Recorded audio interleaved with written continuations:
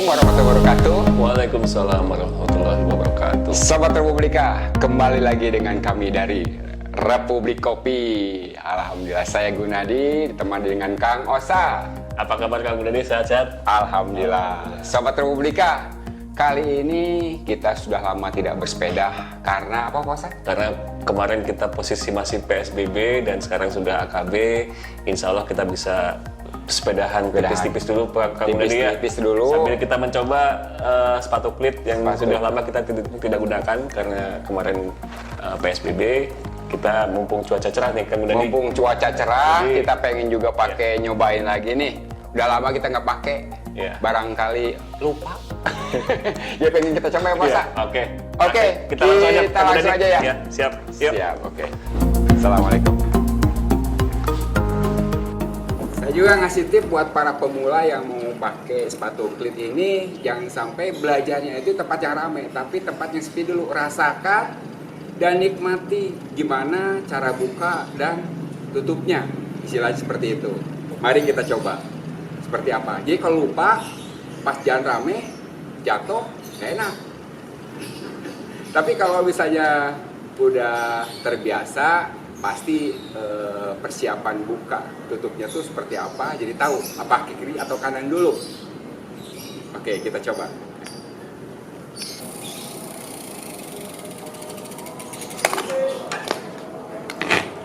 Nah, begitu caranya kalau turun, yang kiri dulu. Pada umumnya di Indonesia itu pijakan yang kiri yang turun, yang kanan masih menempel. Jadi begitu sampai tinggal buka yang kanan. Nah, aman kan? Oke. Jadi gitu Sobat Republika, kalau tips untuk pakai sepatu klit. Mudah kan? Kita coba di tempat yang agak sepi dulu, jangan sampai di tempat yang ramai. Nah, itu cara penggunaan sepatu klit. Mudah-mudahan berguna dan bermanfaat. Terima kasih. Bismillahirrahmanirrahim. Assalamualaikum warahmatullahi wabarakatuh, Sobat Republika. Aduh, maaf Sobat Republika, ini ada accident sedikit, saya lupa pakai sepatu klit. Aduh, Kang Gunadi, ternyata setelah sekian lama kita tidak menggunakan ini, beda rasanya, jadi kaget. Jadi memang kita pakai sepatu klit ini ya harus menyesuaikan lagi gitu kan. Saya tadi gara-gara jatuh tadi sampai begini nih sepatunya. Karena terlalu lama disimpan juga. Jadi mungkin gitu. kita Ya, begitu memang. jatuh tadi ketarik langsung. Ya. Saya tadi pengen ketawa, tapi sedih. Soalnya lihat teman ngetawain jadi gimana? Aduh, ada yang lupa. Tapi kita dengarkan, coba kita panggilkan teman kita yang terbiasa, sudah biasa kayaknya ya, pakai sepatu apa klit ini. Kang Sandi sepertinya yang biasa. Coba kita, sebetulnya orangnya ada dan lihat dia kejadiannya sepertinya. Kang Sandi. Ya, Kang Sandi. Assalamualaikum.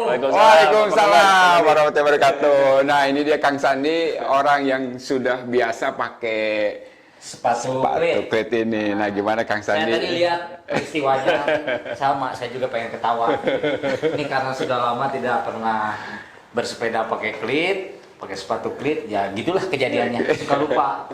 Kadang pesepeda dia tidak sadar bahwa dia itu sedang pakai sepatu klit. Nah, kita minta tips-tipsnya seperti apa sih agar tidak lupa gitu, Kang Sandi? Oke. Agar kejadian tadi tidak terulang lagi.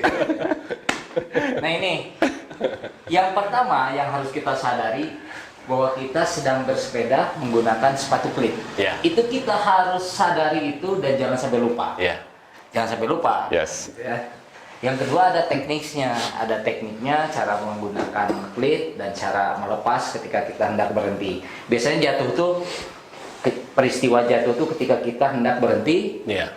Nah kita lupa ini kita sedang pakai klit, akhirnya keburu jatuh. Kesadaran terlambat, Refleks gitu ya, kurang. sehingga jatuh. Oke.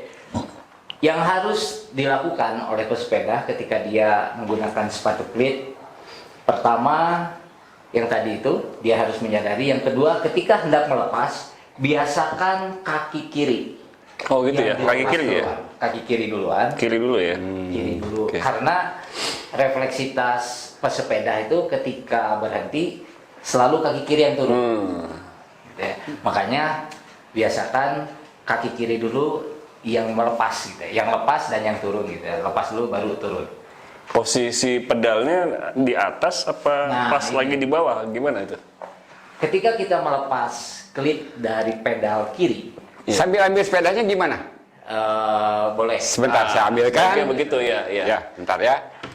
Ketika beberapa jarak kita hendak berhenti, Ya.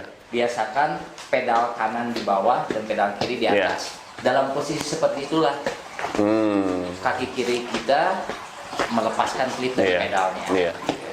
Dan setelah lepas, sepeda berhenti, barulah kaki kita turun Iya.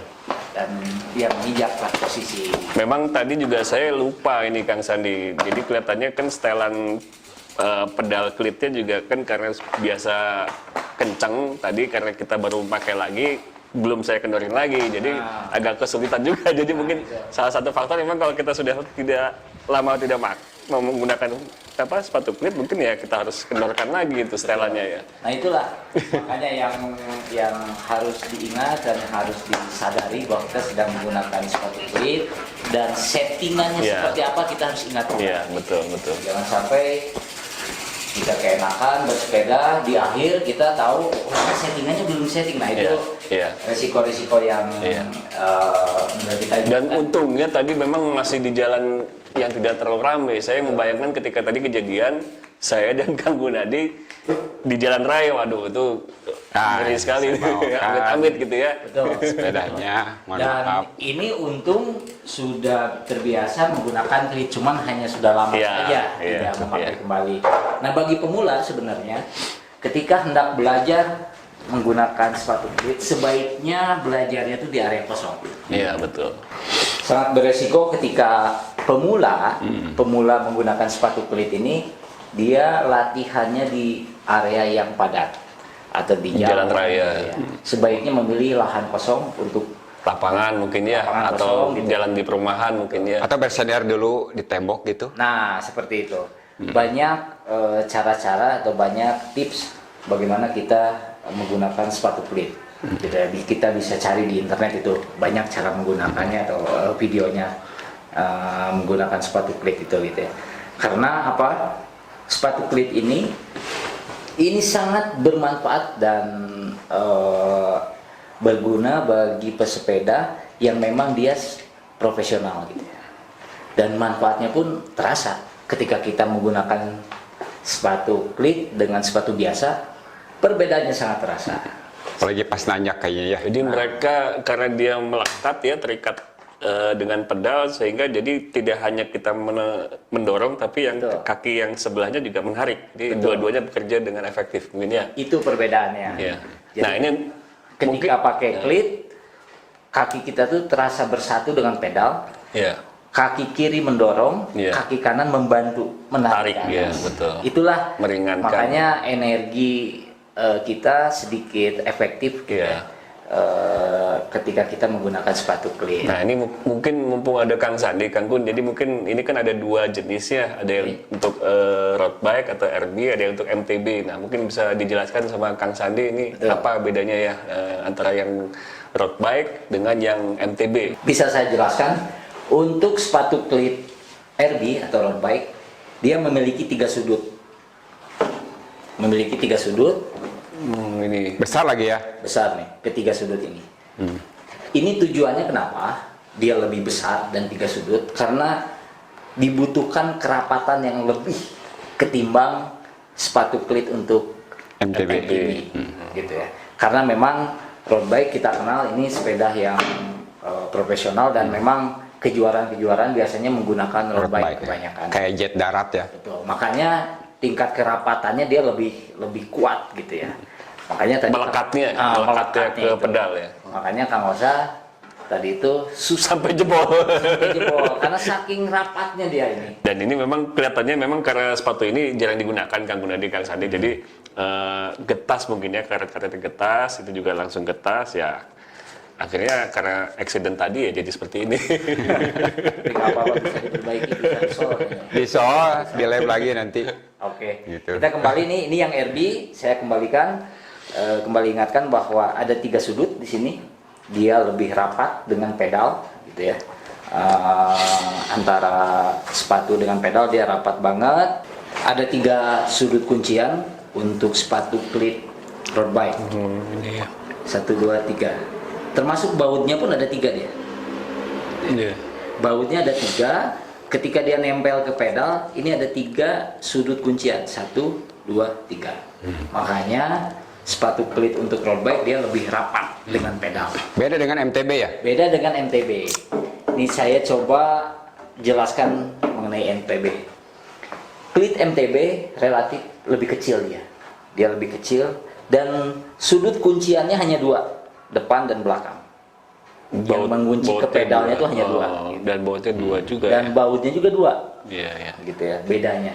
Mengapa seperti ini? Karena trek sepeda MTB relatif lebih sering kita untuk berhenti.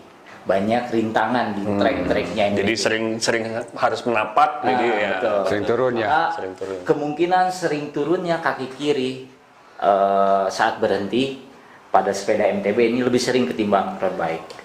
Kalau road bike treknya Jalan mulus. jalan lurus, jalan kosong. Beda dengan MTB, dia relatif ke gunung. Jadi kunciannya tidak serapat atau tidak selekat Betul, betul. klit road bike ya. Karena intensitas melepas kaki atau Akan lebih melepas sering klik ya. ini dari Harus lebih cepat pedal ya? itu lebih banyak. Lebih banyak. Lebih Ya. banyak. Ketika nanjak kita sering berhenti, nah harus turun. Ketika ada rintangan depan harus turun. Nah itu biasa yang dialami oleh pesepeda MTB. Gitu. Seperti itulah perbedaan mengapa bentuk klit sepeda road bike dan MTB berbeda. Gitu Kang Gun. Tapi cara penggunaannya tadi sudah ini ya, memang harus diawali tidak hanya dengan doa. Betul. Tapi tetap aja kita harus membiasakan diri juga kan itu. Harus membiasakan diri karena begini, pesepeda yang profesional salah satu ukurannya dia menggunakan sepatu klit gitu. Tapi kalau pemula ya tidak apalah pakai sepatu biasa.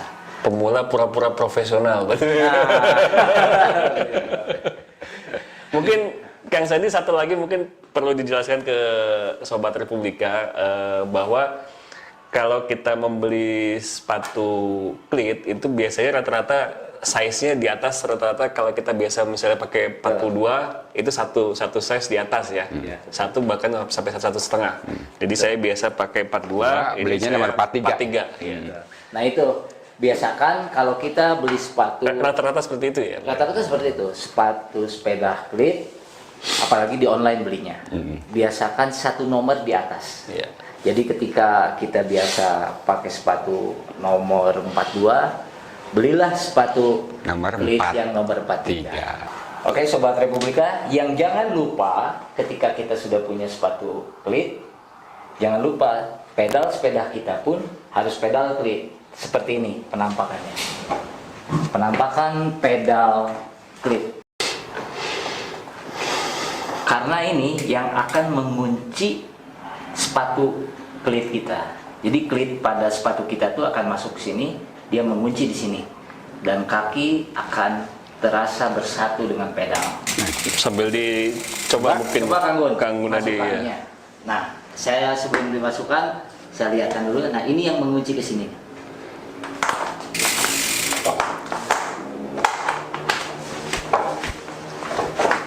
Taruh. Nah, akan bunyi seperti itu ketika klit pada sepatu kita sudah mengunci di pedal klit. Untuk melepasnya, setelah ini terkunci, kita geserkan tumit kaki kita ke arah luar, seperti ini. Nah, lepas sudah. Demikian juga dengan sepatu klit untuk road bike. Iya. Proses memasukkan dan melepasnya sama juga seperti Iya. itu.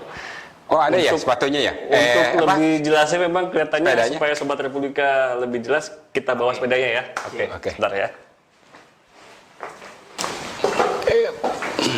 Ya. Nah, seperti ini sepeda road bike. Coba saya pakai sepatu yang jangan yang jebol dulu. Nah, sepatu yang kanan berarti. Nah, begini posisi cara memasukkan klit pada pedal klit untuk sepeda road bike. Mungkin Kang Musa bisa mempraktekannya. Coba ya. bisa dipraktekkan. Kita coba ya. Masukannya sama sih dengan road bike. Masukkan depannya dulu. Langsung kita tekan. Langsung tekan ke depan. Nah, ketika terdengar dia akan kunci dengan sendiri. Kunci. Seperti inilah. Melepasnya pun sama. Tumit digeser keluar seperti ini. Nah, seperti itu melepasnya. Kita coba lagi ya Kang Sandi ya. Boleh, Masuknya ya. sekali lagi. Kita masukkan depannya dulu. Dorong ke depan. Udah masuk. Kita tekan yang belakangnya. Oke, terdengar suara kuncian. Terus melepasnya, tumit, geser keluar. Seperti itulah. Sahabat Republika, sebelum kita lanjutkan, baiknya kita ngopi. Sebentar. Kita kopi dulu. Oh, kita ngopi dulu ya. Ada kopi apa Kang Gun ini? Nah, sebentar nih. Ini terima kasih. Kita pakai kopi Arabica Puntang Wine. Jadi Kabupaten Bandung. Salah satu andalan kopi Jawa Barat mungkin ya ini ya. Ya, Salah satu andalan kopi Jawa. sama dengan yang di Cimaung. Wanginya luar biasa. Oh, luar biasa. Asam-asam tetap aja. Penikmat kopi Sangat sehat ini kopi kayaknya. pasti pakai kopi Arabica yang asli. Iya iya iya. Khususnya kita daerah Jawa Barat, Bandung, banyak di Bandung yang asli gitu. Luar biasa kopinya Kang Nadi. Aduh, saya bakal kopi lagi. Alhamdulillah. Ternyata makin hari makin enak nih produk kopinya di sini. Memang di Republik Kopi ini kopinya semuanya asli, nggak ada yang ini. Oke. Sesuai dengan anjuran Gubernur Jawa Barat. Jawa Barat, Pak Ridwan Kamil. Jadi katanya kopi itu bukan digunting, tapi digiling ya. Digiling. Karena kopi, kalau memang kopi asli, dia cocok dengan bersepeda. Biasakan 1 jam sebelum berolahraga atau bersepeda minum kopi dulu. Setelah bersepeda 1 jam kemudian minum kopi, luar biasa ya. Nikmat ya. Gitu Kang Gun. Baik Sobat Republika, kita bahas lagi dengan tema-tema yang lainnya. Tentunya tetaplah di Republik Kopi. Tapi jangan lupa subscribe, like, and comment di bawah ini. Share juga. Share juga. Gitu aja mungkin para Sobat Republika. Wassalamualaikum warahmatullahi wabarakatuh. Waalaikumsalam.